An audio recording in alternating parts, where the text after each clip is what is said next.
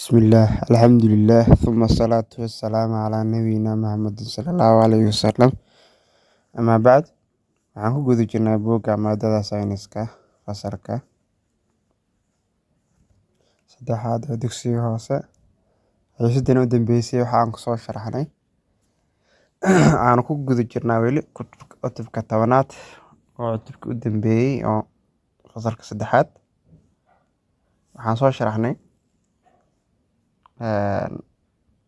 shidaalka iyo qoraxda ayaan soo sharaxnay qoraxda ayaan soo sharaxnay iyo ilaha oo kulka aan ka helayno ayaan soo sharaxnay xiisadana maanta waxaan ka bilaabeynaa casharka afaraad shidaalka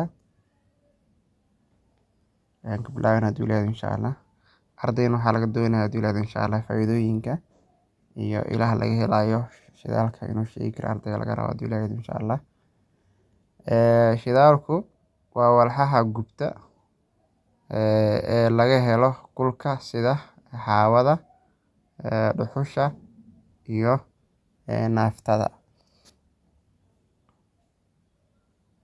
walxaha gubta ee laga helo kulka sida hawada dhuxusha iyo naaftada dhuxushu iyo hawadu waxa aynu ka helnaa marka dhirta ayaan ka helnaa naftadana waxa ay ka mid tahay shidaalka aynu ka helno dhulka hoostiisa shidaalka gaaska waa walxaha socdo marka walxahaasi waxaa laga helaa marka xayawaanada haraadigooda iyo dhirta haraadigooda ayaa laga helaa waxqabadka tobanaad waxaan buuxineynaa meelaha bannaan ayaan buuxineynaa soolarku wuxuu kul ka helaa qoraxda ayuu ka helaa feeradu waxaa kul ka heshaa korontada ayay ka heshaa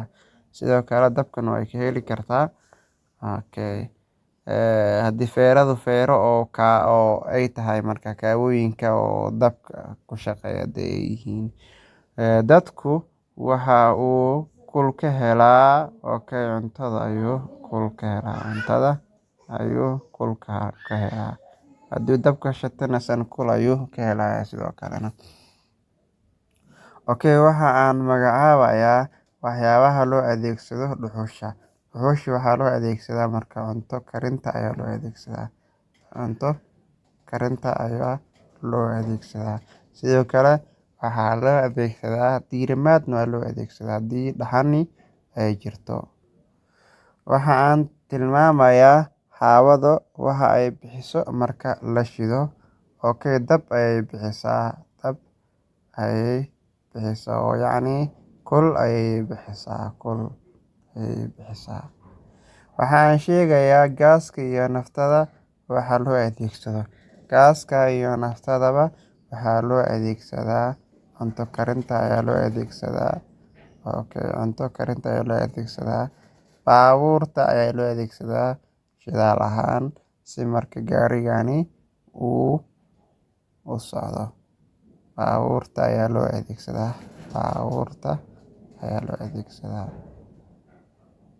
sababta loo adeegsanayo maxay tahay marka kul ayay bixiyaan si gaarigani u socdo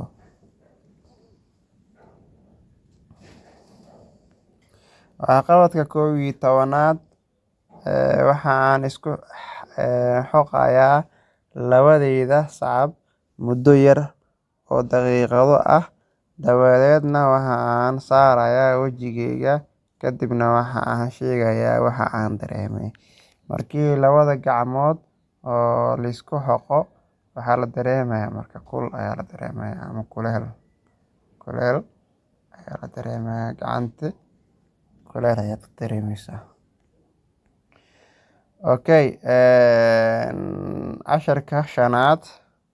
casharka shanaad tamarta cuntada waxaa laga helaa tamar kul ayaa laga helaa cuntada waxa aan u cunnaa in aynu ku noolaano cuntadu waxa ayna siisaa tamar iyo firfircooni ayayna siisaa.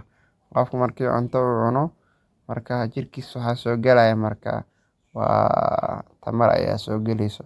Tamarna waxaan kusoo sheegnay marka awoodda hawl lagu qabanayo ayaa waxaan kusoo sheegnay marka tamar. Cuntada waxa aynu ka helnaa marka tamar ayaan ka helnaa. Cuntadu waxa aan ka helnaa tamar ayaan ka helnaa. Waxa aan ka fikirayaa marka oo aan sheegayaa cuntada sababta aan u cunno. Sababta aan u cunno si aan tamar aan ugu helno ayaan u cunnaa tamar. Tamarna waxaan kusoo sheegnay marka awoodda hawl ama shaqo lagu qabanayo ayaa waxaan kusoo sheegnay marka tamar kusoo sheegnay. Marka cuntada waxaan ka helnaa tamar ayaan ka helnaa. Waxaan ka helnaa marka qajaar ama cucumber, baasto. Si fiican lama sheegi karo waxa ay tahay, laakiin ma la dareemayo. Waxay tahay biyo, galley, baradho, moos, tufaax, canab, barbarooni, baasto. Intaan marka waxaa waaye si fiican ma loo arkayo. Bariis aan iska dhahno. Bariisna waa ka weyn yahay. Waxaa waaye wax kale waa korba. Waxqabadka 12aad waxa aan sheegayaa sida cuntada looga helo tamar. Kadibna waxa aan qorayaa magacyada 4 cunto oo aan ka helno tamar oo aan ahayn kuwa sare ku qoran. Yacni sida cuntada looga helo tamar. Cuntada waxaa tamar laga helaa markii waa la shiidayaa, waa injection markii ay dhacdo.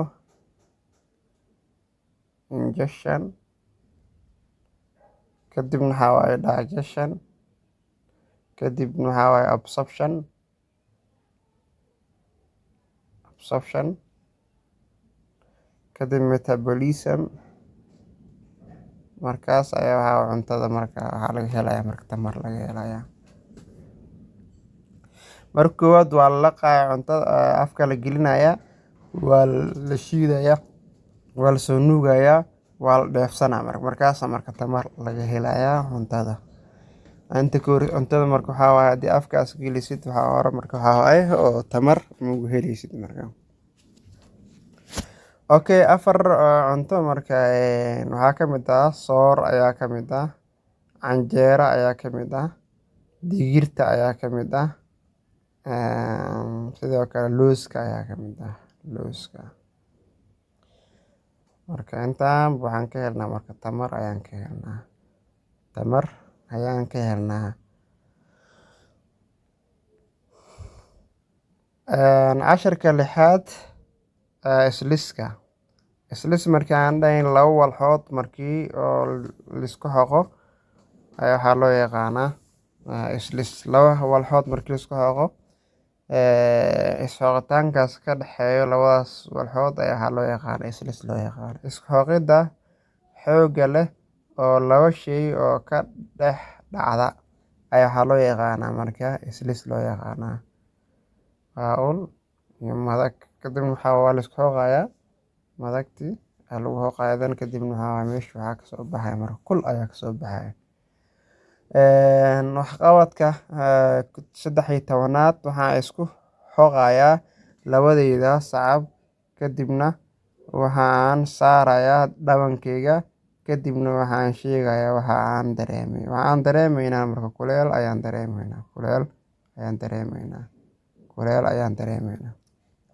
Waxqabadka 14aad koox ayaa u sheegaynaa anaga oo bir yar ku xoqayno sawir fasalka. Sawirka marka qaybtan ayaa waxaa loo yaqaanaa marka sawir fasalka. Kadibna sacabadeena ayaan ku qabanaynaa waxa aan sheegaynaa waxa aan dareemayno. Birta markii aan ku xoqno marka waxaan dareemaynaa marka kuleyl ayaan dareemaynaa. Waxaan dareemaynaa kuleyl ayaan dareemaynaa. Waxqabadka oo 15aad waxa aan soo qaadanayaa 2 ul oo mareer ah. Dhexda ayaana midkood ka duleelinaynaa. Usha kalena waxa aan u yeelaynaa caarad fiiqan. Dabadeedna waxa aan ku marmarayaa duleelka sida sawirka iga muuqda. Kadib waxaa waaye meesha maxaa ka dhalanaya hawshii marka kuleyl ayaa ka dhalanaya marka gacanta loo saaro oo wiilkani. Cutubkan halkaan ayuu ka eg yahay marka